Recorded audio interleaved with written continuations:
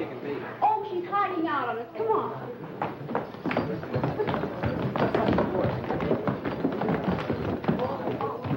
Have you seen Jean and Cliff? No, not lately. Well, look under the beds and in the closets, and if they're not there, we'll go to the basement and the garage.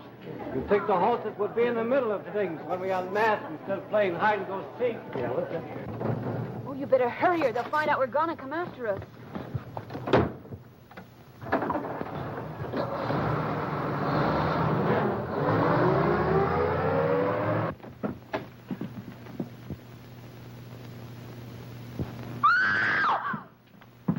What's the matter? Oh, Mr. Kester. Here, just let me in. Come on. Let's get him on the table. All of his feet. What is it? What's happened? Here, let me see. Karen. Take your head out. Next side. Get him over here on the bed. Okay. Oh, my goodness. I'm afraid he's dead. Oh, how awful. Well, I'll be doggone. Do you think they'll follow us? They can't. I cut the ignition wires on all the cars. What if they should telephone ahead? I cut the phone wires, too. Oh, I'm beginning to get scared. Now, don't worry.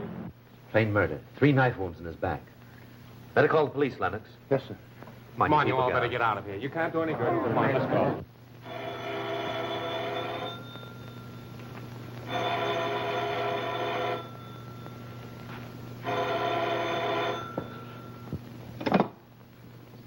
Hello? Hello, is that you, Chief? Get this. Stephen Kester's been murdered. What? Take that piece of cabbage out of your mouth and talk so I can understand you. I said Stephen Kester's been murdered. I don't know. The phone wires were cut. Servants went over to neighbor's house to phone. Yeah. His granddaughter beat it away with a guest right after it happened. Yes, we did. Sent out a broadcast to be picked up any minute now. This might be them coming out. Get your gun ready in case they get tough.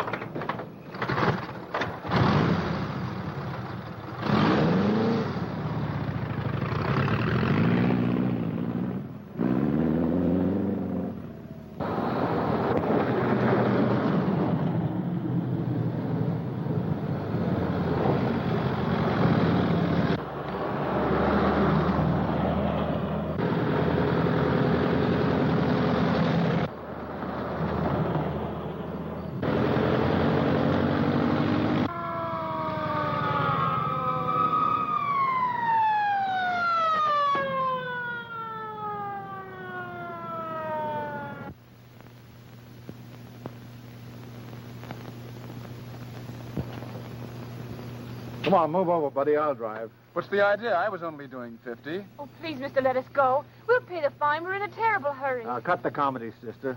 You're Jean Kester, aren't you? Well, yes. Just as I thought. But you're going right back home. Come on, move over. What are you taking us there for? You know as well as I do. You're wanted for the murder of Stephen Kester.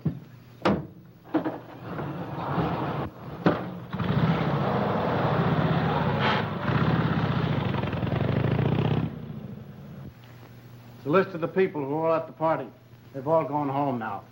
I figured we'd have our hands full with the house guests and servants tonight. Say, if it wasn't that granddaughter of his or a sweetie, I'm a pelican. There are times when you resemble that noble bird more than you do a detective. Oh, so you got him, huh? Thanks a lot. Oh, Chance. Yes, sir. Take the 2 of them in there and see that they don't make another getaway. I'm going upstairs to the doctor, see if he's finished. Come on.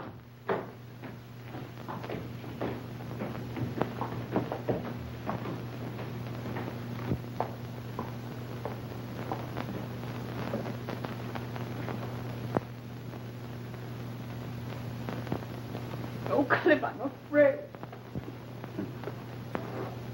Poor grandfather. After all, death isn't so terrible to the one it strikes. It's those who live on, safe and protected in body, but troubled in spirit who suffer. Don't you think?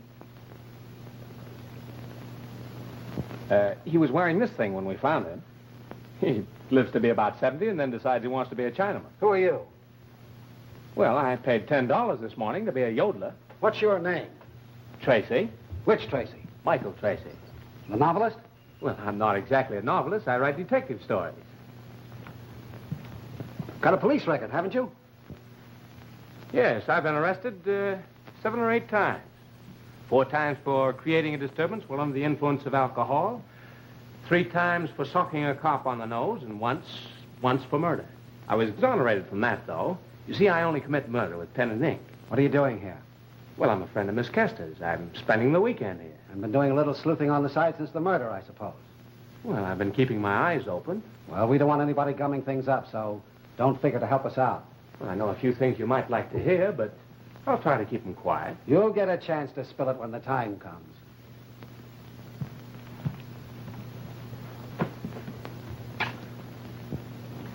He's been dead about 3 or 4 hours. 3 wounds in the back from a double-edged knife. We've looked everywhere for that knife, but it just ain't here. Well, maybe the guy that did it's a sword swallow. I'm going to start throwing some questions. You stay here and let me know what the fingerprint men find. What's your connection here? Well, or rather I was, Mr. Kester's private secretary. Say, a guy who thinks up mystery stories could have thought up this one, too. Probably. However, the victim was suffering from angina pectoris. He would have died anyway before long if he hadn't been killed. Sure. I guess somebody got tired of waiting. Or maybe he was mixed up with a... Nah, he's too old for that. Where's the girl?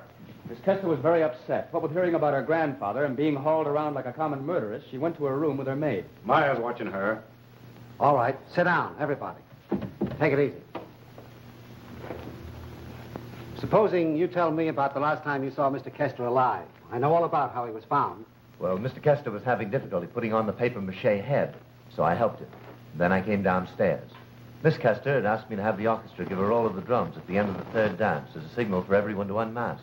Did he come down and join the guests? Yes, sir. Where were you during the 3rd dance? I was standing at the foot of the stairs talking to Mr. Hall. Did you see Mr. Kester? Yes, I did. He went up the stairs about the beginning of the 3rd dance. Was this gentleman with you? No, he joined me a minute or so later. And you were there all during the last dance? No, we watched the dancers for a few minutes, and then I went upstairs. You followed Kester? No, I just went upstairs. And then what? I went to my room. What were you doing there? I was smoking. Couldn't you smoke downstairs? Yes, I could, but it was noisy, and I preferred the quiet. How long did you remain in your room? Until I heard the scream. That was a funny remark you made when you walked into the bedroom and saw Mr. Kester had been murdered. What did he say? Well, I'll be doggone. I don't know what Emily Post would have said, but didn't sound like the proper remark to make on seeing a body. What did you mean by that? I don't exactly know. Just surprise, I guess. Were you a friend of Mr. Kester's? I knew him years ago in Mexico. He owned some mines and came to see them. How did you happen to be here tonight? I came to see him on business a few days ago, and he asked me to stay over the weekend. Where were you during the 3rd dance? Sorry, I don't remember a thing. Oh, you don't, huh? No, I was practically unconscious all the time. Drunk? But not the way you think. I was intoxicated with a beautiful gypsy girl. Haven't idea who she was, but we were getting along swell till some French marquis cut in on us. Well, then I wandered around looking for another partner.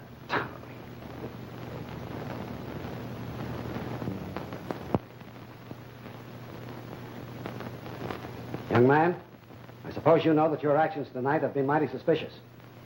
Are you accusing me of murder? I'm not accusing anybody.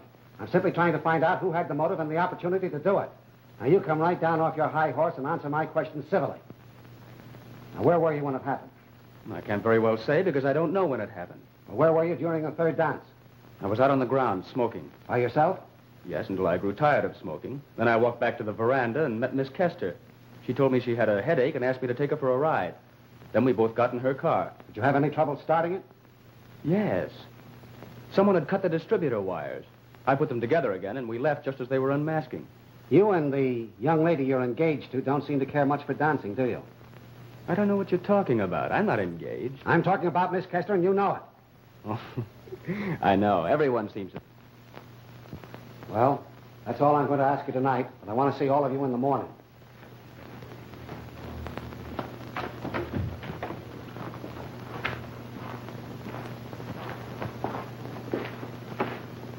Oh, Mr. Crawford.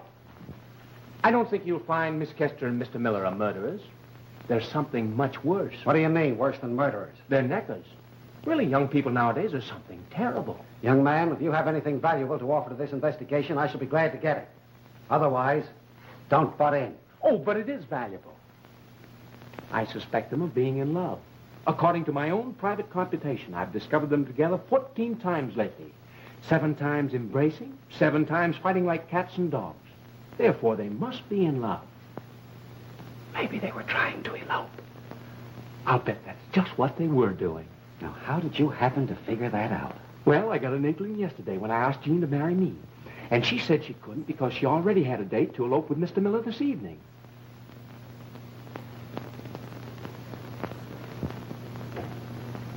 Well, he'd better not ask me because I won't tell him anything.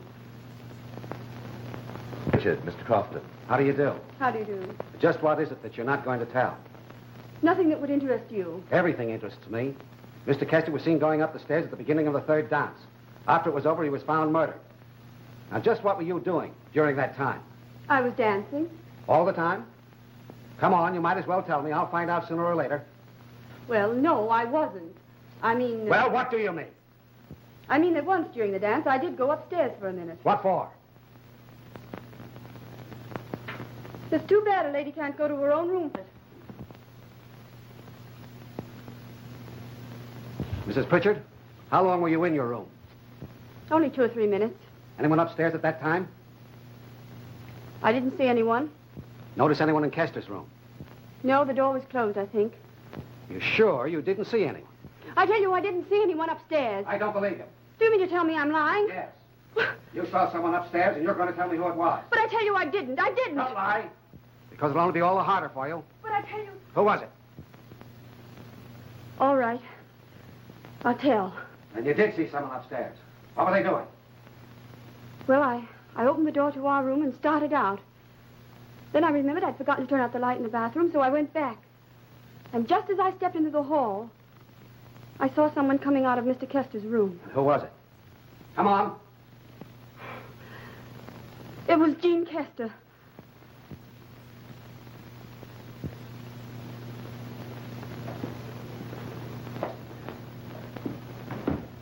During the last dance before the unmasking, where were you? I was in my room.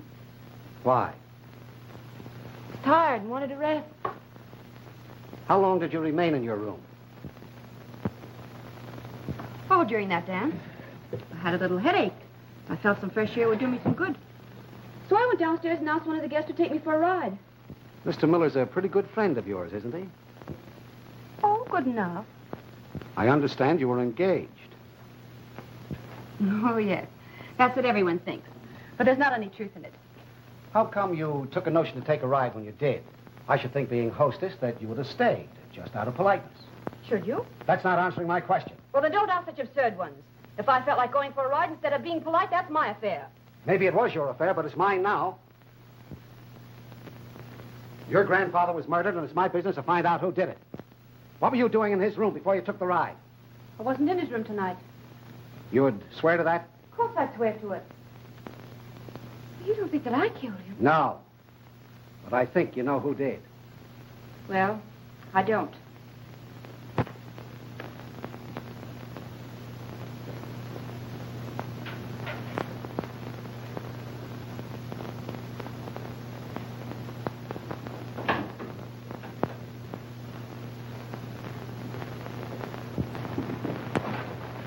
Can I go to her now? I want to ask you a few questions first. Where were you during most of the evening? I went upstairs when the dancing begun, having gotten things started satisfactorily in the kitchen, and having told Lennox, he's the butler, to look after the guests. That was my privilege to tell him. You know, I haven't been with the Kesters for 27 years, and him only 20, I went straight to Jean's room, started picking up, and I've been there ever since. Were you alone all that time? No, sir. Who was with you? Jean for a short time. How long? Well, there'd been 2 dances. I could tell by the music. Jean came upstairs and said she was tired and wanted to rest a while. I said maybe a little fresh air would do her good. She said she'd hunt up Mr. Miller and ask him to take her for a ride. She went downstairs and I went on with my sewing. When did Miss Kester leave her room? A few minutes before all the screaming and running around out there when they found the body. And then she went directly downstairs? Yes, sir. How do you know? I watched her. You mean your door was open? No, sir. You don't catch me sitting around in no room with the door open. It's bad luck. But when she left, I went to the door with her and watched her go downstairs. Just one more question. Was Miss Kester engaged to Mr. Miller? Land sakes, no. A lot of people think so, but there's nothing to it. They're just good friends. Thank you. That'll be all for now.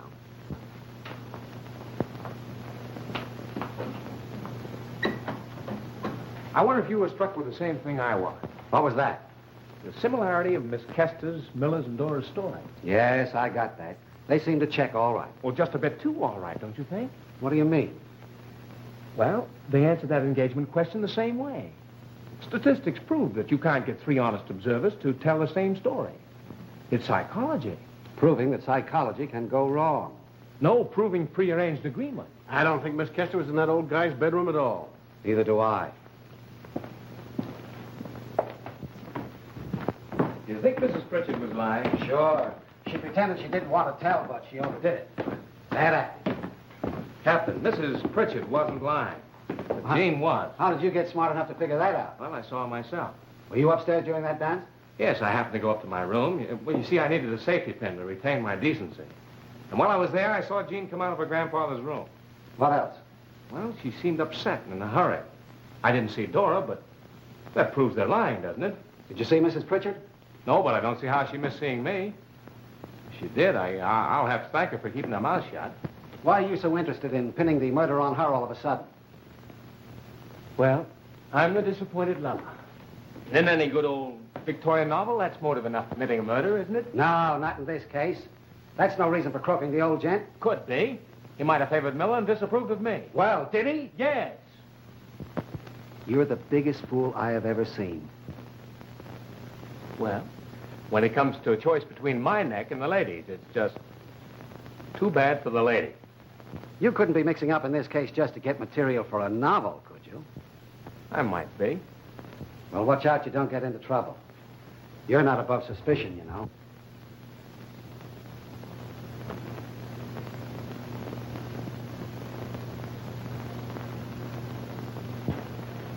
I'd like to talk to you.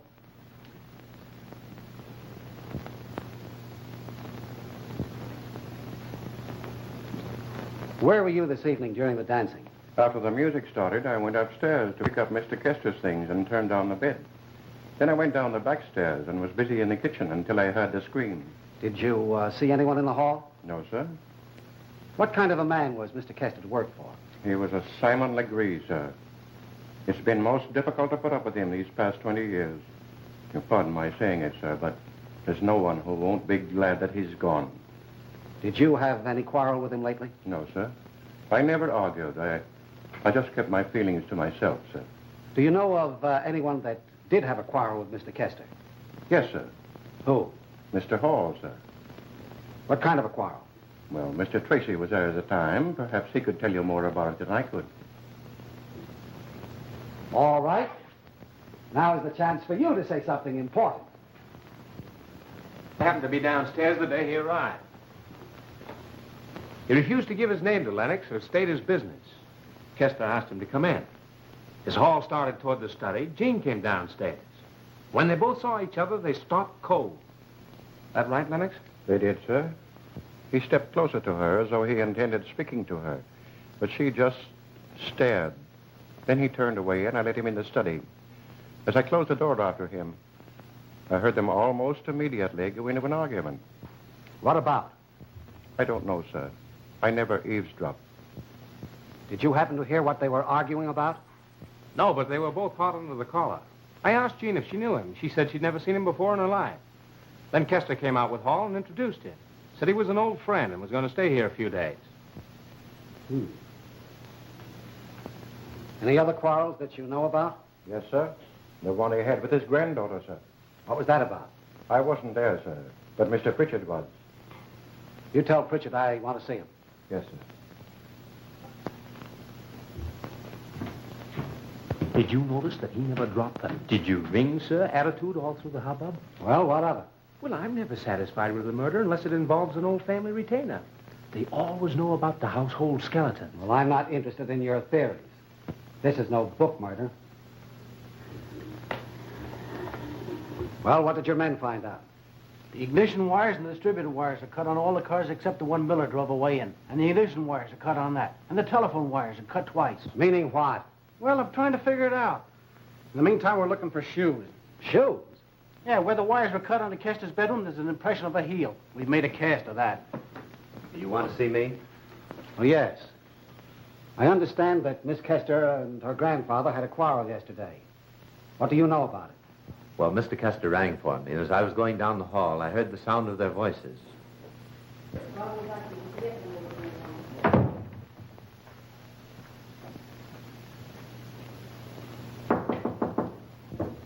Come in.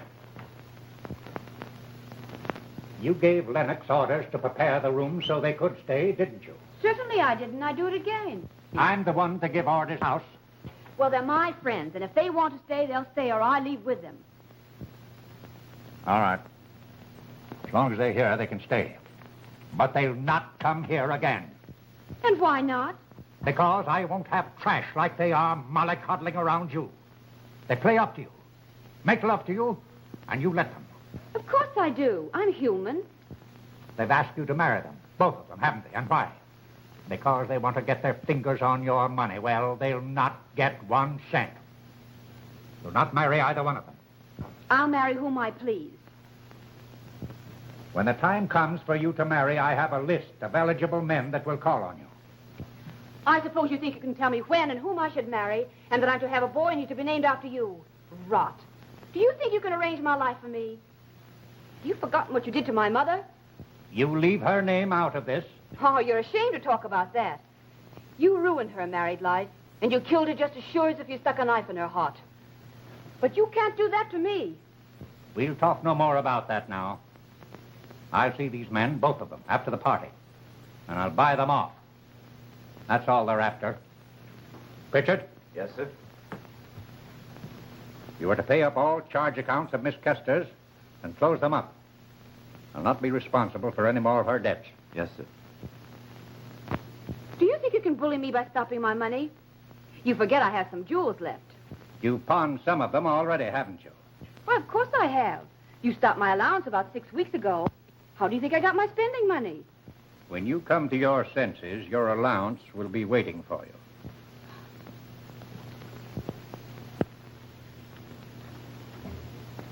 $200, $400, $600, $800, $1,000, $1,200.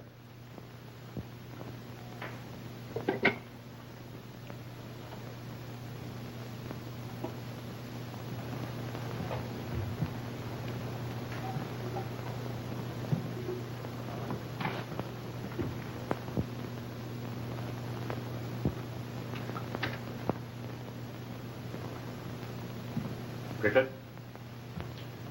you will ask Mr. Rayner to bring my will out tomorrow. I want to make some changes. Yes, sir. Also, take all the Arco mining stocks I have and sell them. I might have known you'd want to cut me out of your will. Well, go ahead and try it.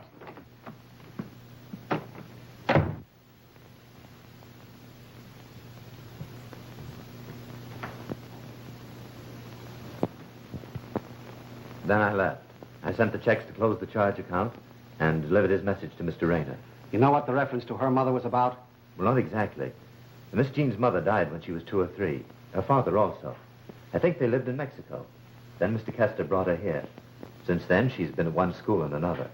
For the last few years, have been in Europe. Well, I guess we all better get a little sleep. Oh, you get hold of that lawyer and the will the first thing in the morning. Yes, sir. Say, do you suppose Hall being from Mexico fits into that story about Jean's mother? Oh, any fool could figure that out. Put that in your book. Rayner, have you a copy of the new will? Yes, sir. But it was never signed. In just what way does it differ from the old one? The residue of the estate, instead of going directly to his granddaughter, was to be held in trust by Mr. Hall, and then go to Miss Kester or her heirs on his death.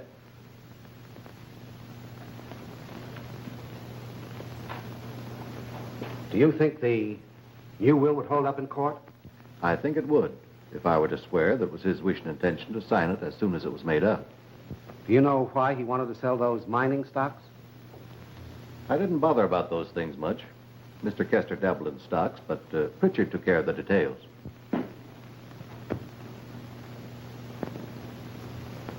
Mr. Kester disinherited his granddaughter and was murdered before he had a chance to sign the new will. Do you know anything about the Arco mining stocks that he wanted to sell? Well, not much. The mine is somewhere in Mexico. Do you have a list of those stocks? Yes, sir. Where did he keep them? In a little black book. He generally kept that in the wall safe in his bedroom. Do you know the combination of that safe? No, sir. Who did? Mr. Rayner. And Miss Kester. She sometimes kept her jewels there. I'd like to have a look at the contents of that safe, Mr. Rayner. Yes, sir.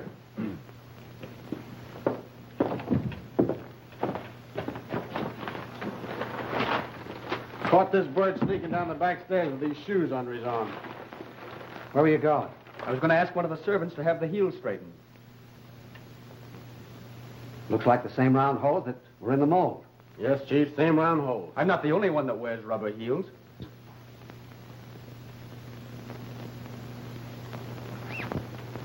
You sit down over there and keep cool. I'll attend to you later.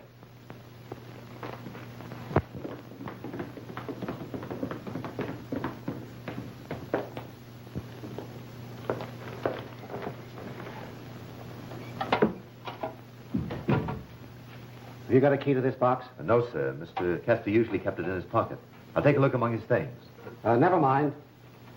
The lid's been jimmied.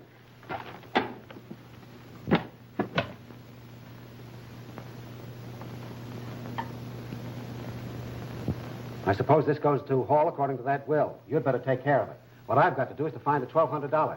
Say, Regan, you go and search Miss Kester's room, and while you're about it, look for that double-edged knife. Yes, sir.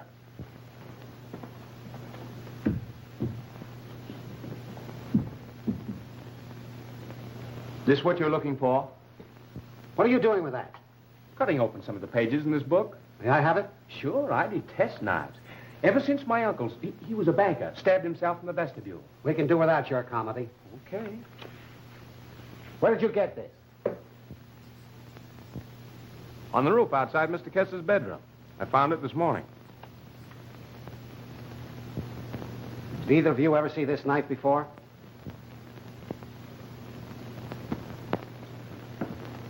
Did you ever see it before? Yes, sir. Where? In a scabbard on Mr. Hall's dresser. Miss Kester, there are still some things that puzzle me about last night. You're sure that you were at no time during the evening in your grandfather's room? Oh, excuse me, but for some unknown reason, I wasn't able to sleep very well last night. You and your grandfather had an argument the day before yesterday, didn't you?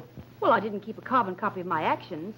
But you don't have to strain your memory to know that he cut off your allowance for the last 6 weeks and that he put the whole $1,200 in the safe. Yes, I remember that. Grandfather was very much annoyed at my extravagance. He was trying to cure me. Any other arguments between you lately? No.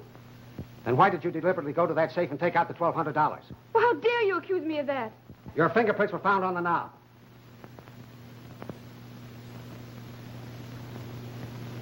Why did you take that money? But I didn't. I tell you, I didn't touch the safe. Lying won't get you anywhere. What were you doing in your grandfather's room last night during that last dance? I won't have you badgering her like this. No, you won't. Well, who's asking you what you'll have or what you won't? You have no business torturing a defenseless girl who can't strike back. Poor young girl. She wasn't so defenseless last night that she could go to her grandfather's room and commit murder. Keep your shirt on, youngster. That won't get you anywhere. Go on. Sit down. Now listen, both of you. Cut out the melodrama. Can't get away with it in a murder investigation. Now suppose you both come clean and tell me what you were doing in your grandfather's room last night.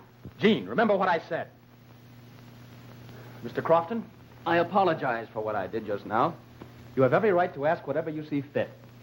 On the other hand, Miss Kester has an equal right to refuse to answer until she's before a grand jury. You know that I can hold her as a material witness and detain her in the county jail? Yes, and I'm also aware that she can be released under a writ of habeas corpus. Oh, so you know your law. Yes, I've been studying law. Yet you're hardly the one to speak for her.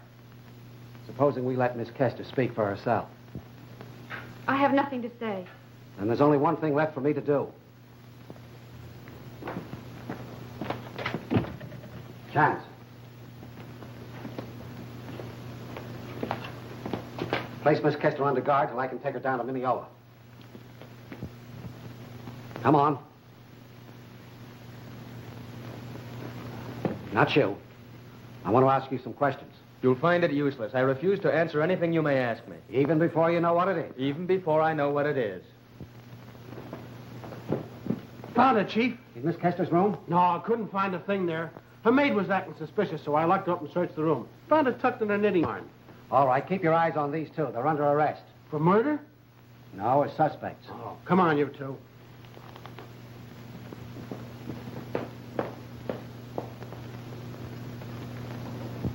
Nerving fools. Oh, I think they're just scared. You think? Well, I think I've got this case about sewed up. But I've got to get them before the grand jury before I can get anything more out of them. Well, before you make the arrest stick, you better investigate that.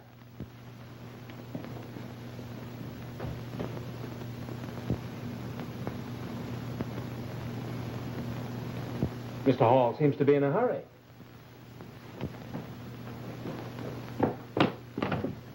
Regan, Chance! That Hall guy's trying to make a getaway over the fence. You get hold of him and bring him right back. You understood my orders that no one was to leave this place, didn't you? Yes. Then why did you try to make a getaway? I can hardly approve your choice of words. Answer my question. I was merely trying to catch the 227 for New York. What for? I had an engagement. Who with, what for, and where? I had an engagement with my lawyer, Mr. Bertram F. Howe. When? Tonight at 6 for dinner at his apartment. What for? The nature of my business is purely personal. Oh, in other words, it's none of my business, I suppose. If you prefer to put it that way. Well, I've had enough of that kind of talk today, and I'm tired of it.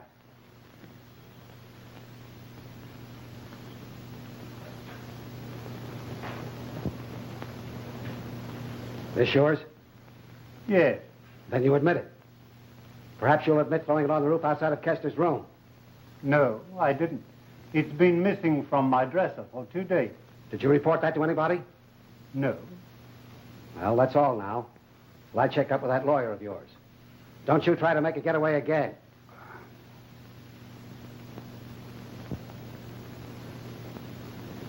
Oh, Mr. Hall. Where did you get such an unusual knife as this? In Mexico.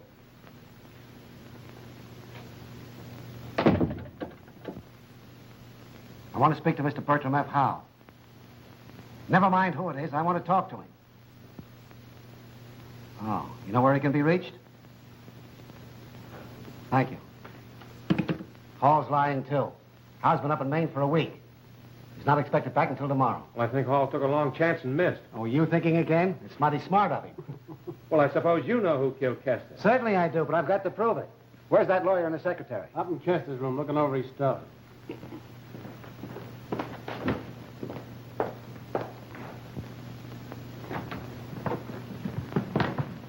Anything missing? Can't find anything out of the way regarding his investments. Of course, I can't be sure till I get back to town and check his deposit box. You fellas were pretty close to Kester. Ever hear him mention Hall? I've never heard his name mentioned in the 10 years I was associated with Mr. Kester.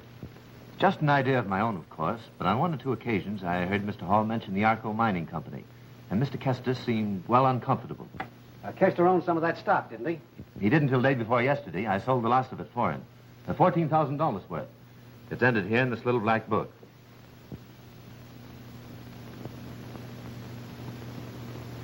Did Hall have any visitors since he's been here? No, sir. Make any phone calls? Not that I know of. Did he write any letters?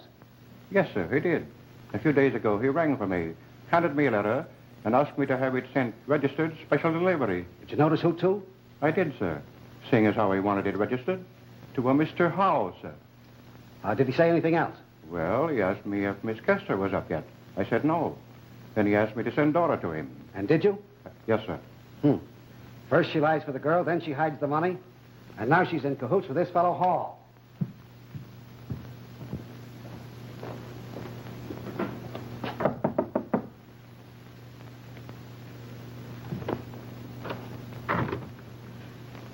When did Miss Kester give you that $1,200 to hide for? What, $1,200? The $1,200 was found in your knitting ball. Come on. You know what I mean. I swear with the Holy Mother of... I haven't any idea how that $1,200 got in my knitting ball. I must say it's risky business to be playing tricks and hiding $1,200 in my knitting ball. Stop saying $1,200 in your knitting ball. Yes, sir. Do you know anything about this fellow Hall? He's a very fine gentleman, and very generous, too. Annie, the second maid, was telling me he gave her $1. He said just because she was so pretty, but never a bit familiar, just kind and generous. Ever hear Kester talk about him? Never a word. Did you ever see him before? Never set eyes on him. Then what did he want with you in his room yesterday? Lennox was allowing his room to be neglected. Only one washcloth, and a broken curtain sash, and the dust was 3 inches thick. You should have seen it. Why did you tell me Miss Kester went directly downstairs when you knew she went to her grandfather's room? She didn't. I saw her go downstairs. Mrs. Pritchard told me she saw her come out of that room. If you want to believe her, go ahead. 5 years I've known her, and never a word of trust could I put in her. Thank you. She's grand. Tremendous. I'd take my hat off to her if I had a hat on. She's a marvelous liar, if that's what you mean. It looks to me like a murder syndicate. Miss Kester, Miller, Hall, and Dora. All of them know something they're not telling. And their lies don't hang together. There's something I should have told you about a while ago, but he was such a decent fellow that I hated to believe it of him. What is it? This. I saw it fall out of Hall's pocket right after lunch. Thank you. Thank you very much. Blood? Of course it is. Or you'll find it's his own. I was walking around the house with Hall this morning, and he got a nosebleed. That guy hasn't got blood enough to get a nosebleed.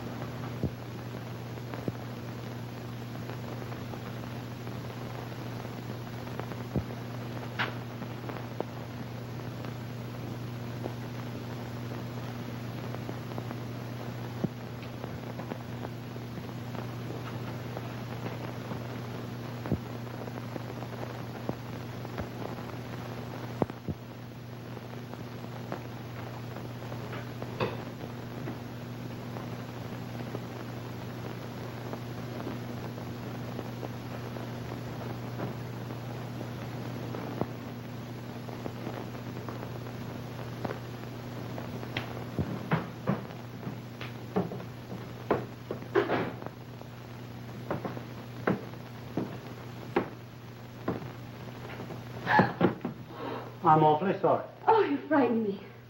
I was on my way to the kitchen and saw the door open and thought it rather unusual. Yes, yes, two minds with but a single thought. You know, I too was hunting the icebox and I lost my way. It can't be down here. Suppose we look together. It's right over here.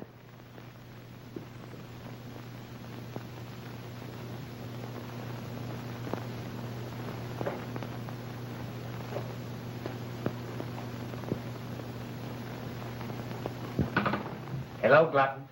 Save some rice pudding for me.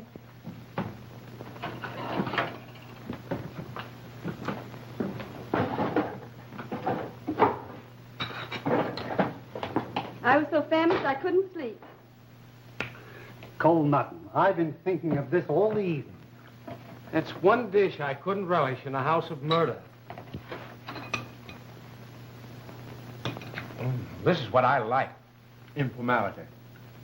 Wouldn't the papers like to get a picture of us sitting around in our sleepers? Goodness knows what my husband would think. Please don't mention our meeting tonight. Even though it was accidental. Don't worry on my account, madam. Well, you speak for yourself. Don't worry, I won't tell it. Human nature's a funny thing, isn't it? Here we are, all under suspicion for murder, sitting around eating. We must have clear consciences, or none at all. Your insinuation is unjustified, Mr. Tracy. My conscience is clear enough to resent that remark.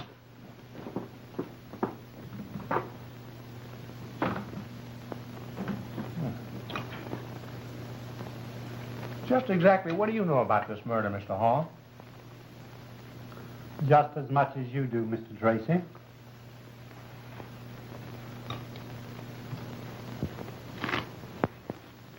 How do we know you didn't do it? Well, for one thing, I wasn't mentioned in his will. Come on. He never did me any dirt. I didn't want his money, and he hasn't anything on me. The only reason I might have had for killing him was that I didn't like him. He was a snob. It's a swell reason. Certainly, it's always a good reason for making away with anyone. Then I'm 6 feet tall, weigh 185 pounds, and belong to the Bombay Bicycle Club. Say, you're not throwing me off with a lot of that fresh gab. I was just thinking. What? I was just thinking somebody's liable to be bumped off any time now. How do you figure that? Well, when anybody starts suspecting the real murder, they're generally quietly bumped off. Well, that gives me an idea. Maybe my life won't be so peaceful now.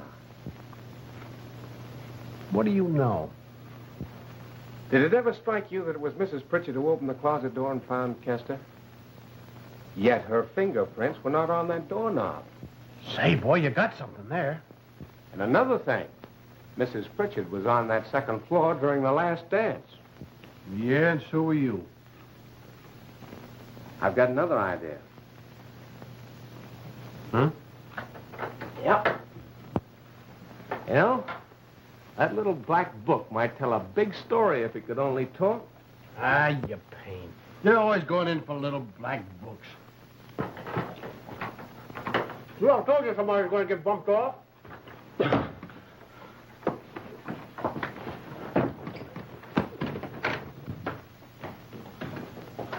What was that? Don't know yet. Keep quiet. Where was it? Shut up, everybody. That was a shot. Sounded like it came from over there.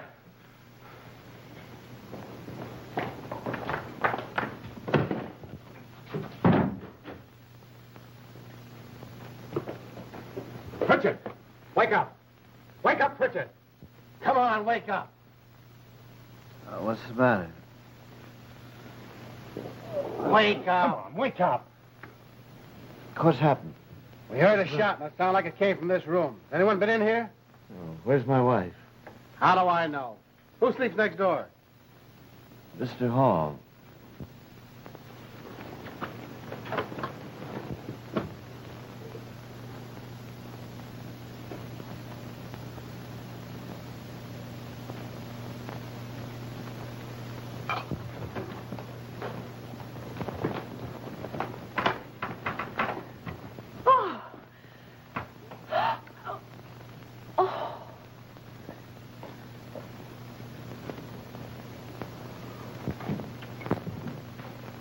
Chief. Paul's dead. What? Dead. Bullet through his heart. Well, I'll be doggone.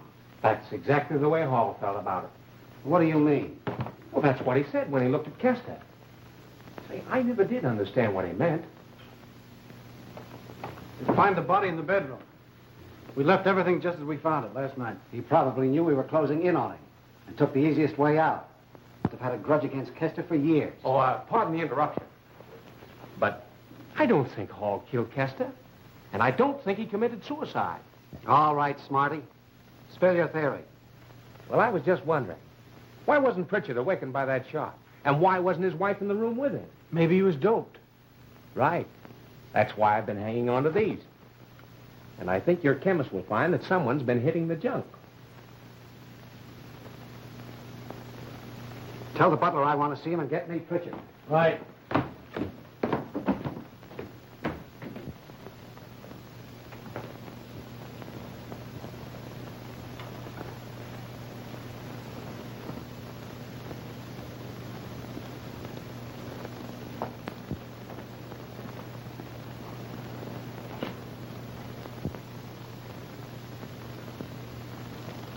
Go on. Funny, I don't seem to be able to keep awake. You had a glass of wine last night, didn't you? 2 glasses. The wine doesn't usually affect me like this. 2 glasses? Yes, my wife didn't want hers, so I drank them both. When Lennox brought the wine up to the room, who took it? Let me see. Well, I think my wife did. What's that got to do with what happened last night? Oh, nothing. Just clearing up a few odds and ends. This suicide sort of settles things. That'll be all just now.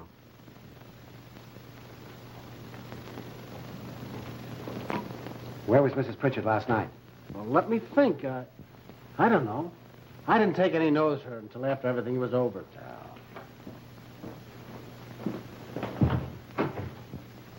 Oh, Dora, Yes, sir. you heard that shot, I presume. I did that. And I was never so scared in my whole life. Do you remember seeing Mrs. Pritchard come out into the hall? No, sir, I didn't. When I left my room, she was still there. I don't remember when she left. Your room? Yes, sir. What was she doing there? She was sleeping. She came in and woke me out of a sound sleep, saying as how nervous and scared she was and wanted to sleep on the day couch. Is she in the habit of doing that? Not in the 5 years that I've known her, which, if you ask me, is 5 years too long. Thank you.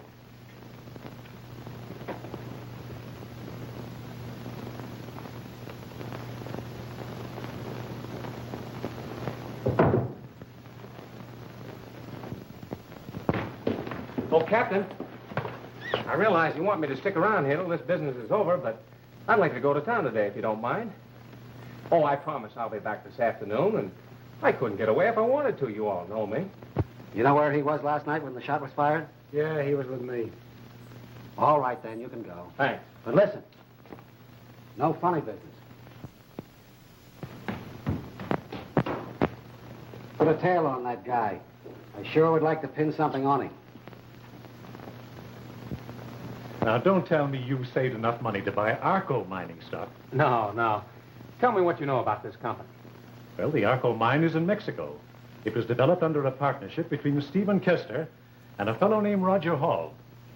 And back in 1914, Kester froze the other fellow out, unloaded his stock, washed the prices down, and left Hall holding the stack.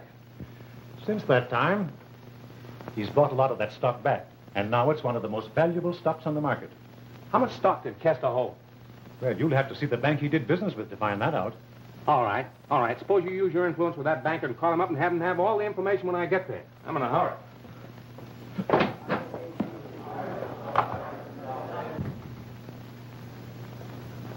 He had $111,000 worth 2 days before he was murdered. 111,000. Mm-hmm.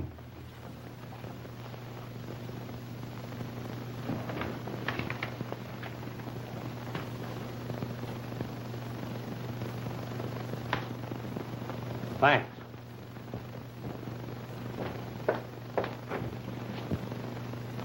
In my opinion, the original figure was 111,000. The first one has been incorporated into a dollar sign. and the cross on the fore has been added with an ink of a different chemical basis. Could have been done easy, couldn't it? Thanks.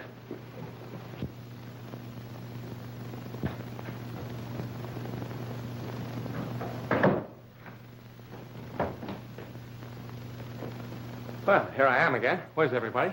In there. Then Mr. Hall didn't have a dinner engagement with you last night. No, he did not. You've heard from him lately, though. I received the letter which you have there. Dear Bert, enclosed find a letter which you will keep with the rest of my stuff for delivery after I'm dead. It won't be long now, which isn't such a joke as you might think. I won't be seeing you again soon. Roger.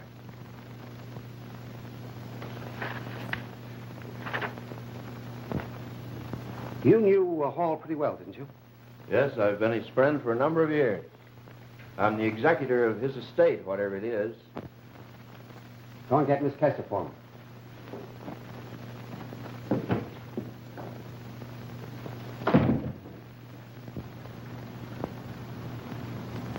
You can tell by the way they're acting, they don't think it's a suicide. Cliff, it's no use. We can't go on. We've got to tell them. Jean, now do as I say. You've got to keep your mouth shut. It's our only chance. You don't know the police like I do. Come on, Romeo and Juliet. The chief wants to see you. Come on.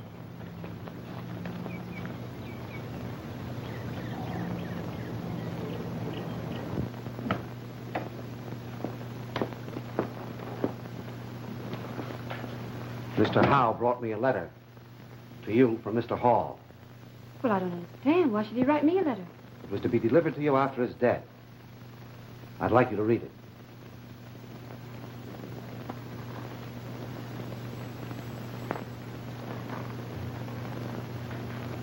Do you mind if I read it aloud?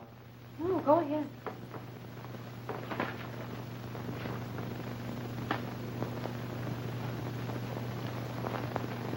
Dear Jean, once upon a time, many years ago, I amused you for hours by crawling on all fours back. Now you know the other afternoon was not our first meeting. Small wonder, then, I may have appeared to you like some strangely remembered ghost from the past. That past reaches back to when I was a mining engineer in a project with your grandfather. It was then I met your mother. I shall not try to tell you my feelings for her. I shall only tell you that I loved her more than all the world. Shall I go on? Yes. My case was quite hopeless from the start. She had already fallen in love with another man, your father, a charming, delightful man. Your grandfather forbade your mother to marry him. So straightway, she packed up her things, met Pete, married him, and went to live in the little college town where he was teaching. I was the only guest at their wedding in the city hall. Shortly after that, I went back to the mines, and for 2 years, I was up to my neck in work. And then I got a letter from Sylvia announcing the birth of her daughter. Soon after that, a second letter came. Your father had died of incipient tuberculosis. What little money there was eaten up by doctor's bills. Was there any kind of a job she could do? I wired her the money, and immediately she arrived with her baby. You were very red and squalling, and the first time I tried to kiss you, you socked me in the eye for the fresh guy that I was. Sylvia took a job in the mine office, helping with the bookkeeping, doing clerical work, and writing some letters for me. What a come down from the luxury of your grandfather's home. She got up at 6, prepared your bottles for the day, bathed you, and took you to your daily parking place. Then she worked in the office until 6 at night. I begged her to write her father. She refused. So I did, and told him how much she needed help. Soon after that, the Arco mine steadily declined. We were short-handed, and the strain on Sylvia was ghastly. You alone thrived, grew fat, and then one night, your mother died. She was murdered by her own father, just as surely as if he had shot her with a gun. He murdered her, and so help me, I'm going to murder him. But I'm getting ahead of myself. You were left behind, and what a puzzle you were. I thought for a while I would keep you for my own, but I soon realized the folly of that. So again, I wrote your grandfather. Then Dora arrived. I didn't feel so badly parting with you when I knew she was to be your nurse. I've had my hands full the last few days to keep her from telling who I am. After all these years, I found myself back in New York. I couldn't resist the temptation to take one more look at you before I died. I blackmailed your grandfather into inviting me to stay here for a week. So here I am, and I've seen many things. Jean in love with a poor young man, and Kester making their love affair bitter and furtive. But you, my dear, are not the woman your mother was.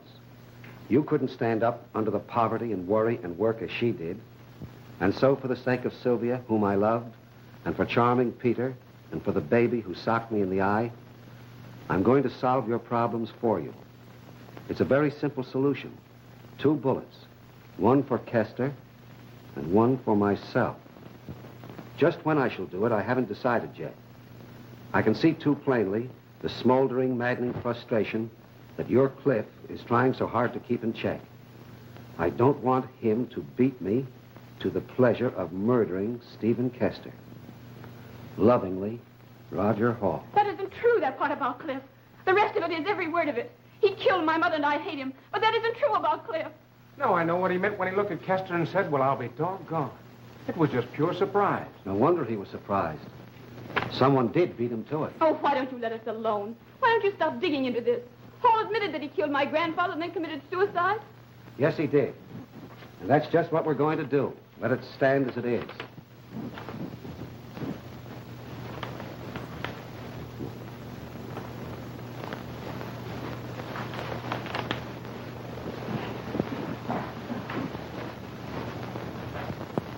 Oh, yes, the captain's been assuring the newspapers every day that they can expect an arrest at any moment. But you know the captain, he has to have his little joke. I can't understand all the movements of the detectives. Well, just at present, they're more concerned with certain aspects of his life than the actual manner of his death. Well, I'm sure they can find nothing but good in his life. So? Well, thanks.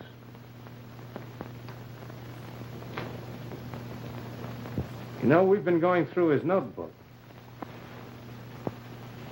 And we found some items that are rather puzzling.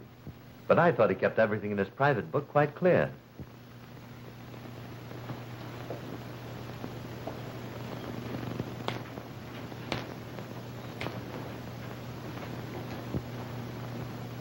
What are those? Marbles. Or maybe glass eyes. I got them from Mr. Hall. He told me rather an interesting story about them. Did you ever see them before? Why, no. Pritchard, just why was it necessary for you to change certain figures in Mr. Kester's notebook? I don't know what you're talking about. That's too bad, but the advantage is mine. I happen to know what I'm talking about, and I know you know what I'm talking about. Why, you sit down. It was a difference of $97,000 worth of stock. I suppose you know nothing about that. Certainly not. Just how does it happen that you're able to afford an expensive apartment on the salary you receive here? And how were you able to buy a $3,000 car and store it in a garage? And how did you manage to send your wife on an expensive trip to Europe last year? And what about those losses in stock speculations? What I'm getting at is this. You took Kester's stock to cover yourself. You can't deny it, can you? No. Well, I guess you've caught me. It's a lucky thing for you Kester was killed before he found out what you were doing. But I didn't do that. I mean the murder. Oh, no? Of course not. How could I? I wasn't upstairs during that last dance. But your wife was. But she wasn't in that room. She told you that. It was Miss Kester. My wife saw Miss Kester come out of that room. Yes, but your wife didn't tell us what she did when Miss Kester came downstairs. It's just possible she might have gone in there and... You're lying. You're lying and you know it. You know I didn't go into that room. How should I know? Because I saw you up there in the hall. I saw you come out of your room and follow Miss Kester over to the top of the stairs. You were up there at the time he was murdered. Why didn't you tell the detectives that? You got me there, sister.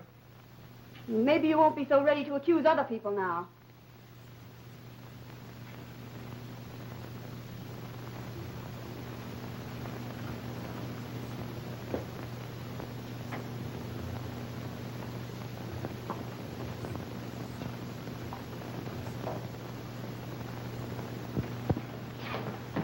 Crofton. Listen, You guys haven't discovered anything yet. You've been running around in circles. Do you want to hear some news? Do you think you can tell us anything we don't know already? Yes.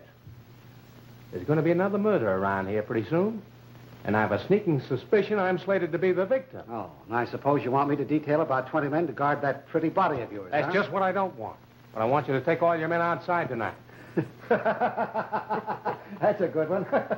Do you know any more? Or you can throw a cordon of the whole department on the outside, but keep these halls clear. And I'll promise to be responsible. For your own murder? Sure. I won't close my eyes all night. Go on, let him get bumped off. I mean, one less guy to suspect. Well, it isn't going to do any harm to watch things from the outside. I don't know. What are you going to do?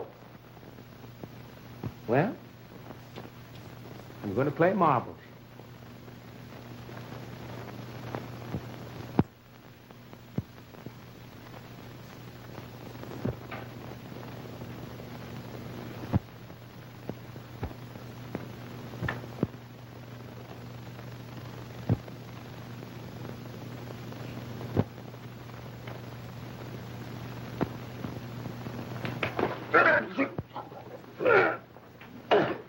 There's one time when you won't be able to wipe those fingerprints off. What fingerprints? The ones on the gun that Hall was supposed to have used. It's just funny, but he couldn't have wiped those fingerprints off after shooting himself. No, you can't pin that on me. Well, I'm not trying to. It's strange, Pritchard, but there was no odor of white on your breath after you were so hard to wake up. Now, take a look over there.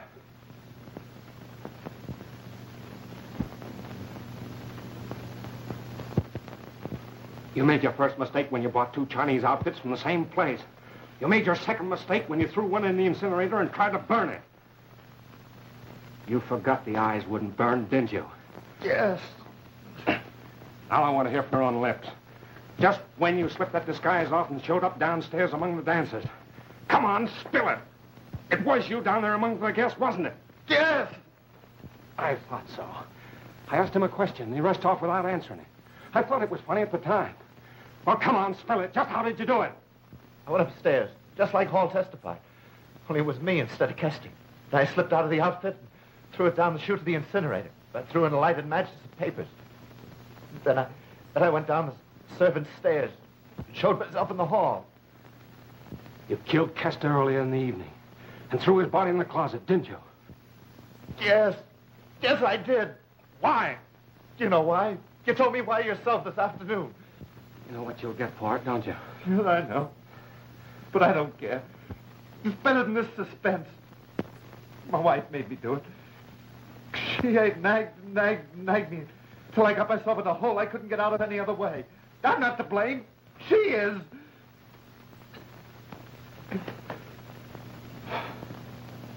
What are you going to do with me now? Nothing. Crofton and Regan will be here the first thing in the morning. You can go now.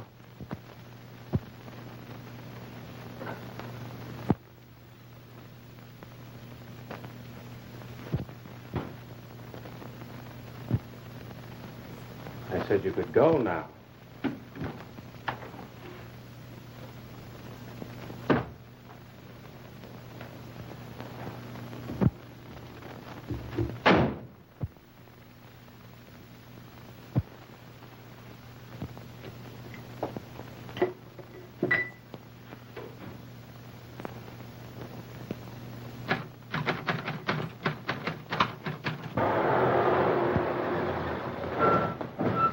Anything happened? Not a sound all night, sir. I might have known it was a lot of hot air.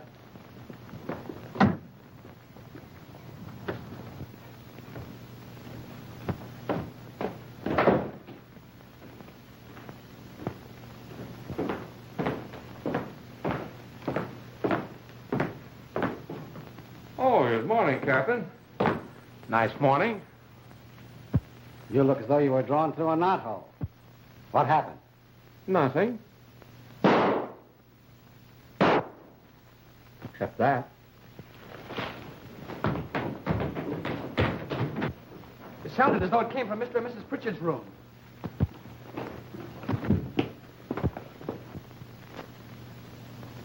Well, I'll be doggone. Yeah, that's what Hall said.